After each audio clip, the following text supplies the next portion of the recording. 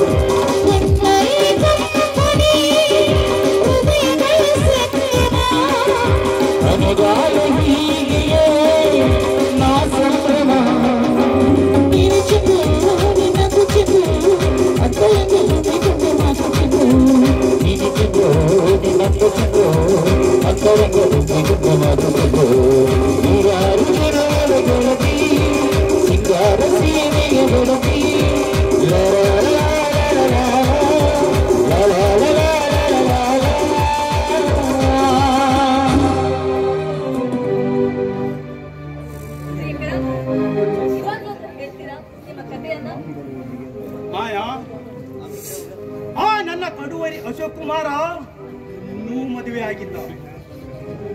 ಅದಕ್ಕೆ ಈಗ ನೀನು ಅವನ ಹೆಂಡತಿಯಾಗಿ ಅವನ ಮನ ಸೇರಬೇಕು. ಇದೇ ನನ್ನ ಸೇಡಿನ ನಾಟಕದ ಸೂತ್ರ.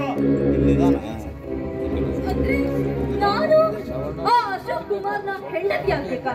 ಅದು ಹೇಗೆ ಸಾಧ್ಯ? ನಾನು ನಿಮ್ಮ ಹೆಂಡತಿ ಅಲ್ವೇ? ಇದು ಬರೀ ನಾಟಕ. ನೀನು ಅವನ ಹೆಂಡತಿ ಆದರೆ ಅವನು ಸೊಪ್ಪು ಮುರಿಯಲು ಸಾಧ್ಯ. ಅವನು ಸತ್ತ ಮೇಲೆ ನಾನು ನಿನಗೆ ತಾಳಿ ಕಟ್ಟುತ್ತೇನೆ. ನನ್ನ ಮೇಲೆ ವಿಶ್ವಾಸವಿಲ್ಲ ಮಾಯಾಟಿಯೋ?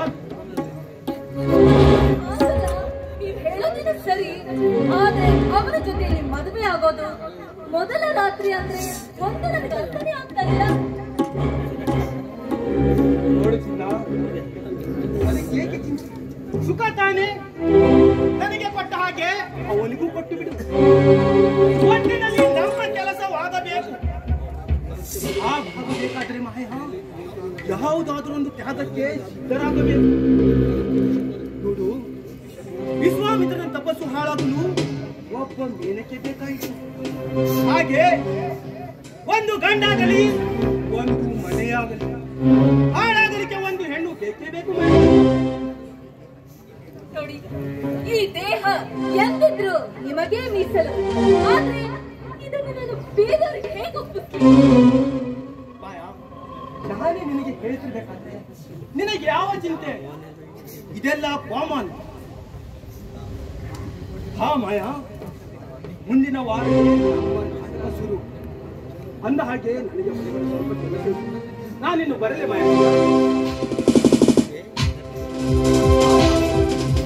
ಅಂದ ಹಾಗೆ ಮಾಯಾ, ನನ್ನ ಗೆಳೆಯ ಪ್ರಣಯರಾಜ್ ಬರುವನಿದ್ದ.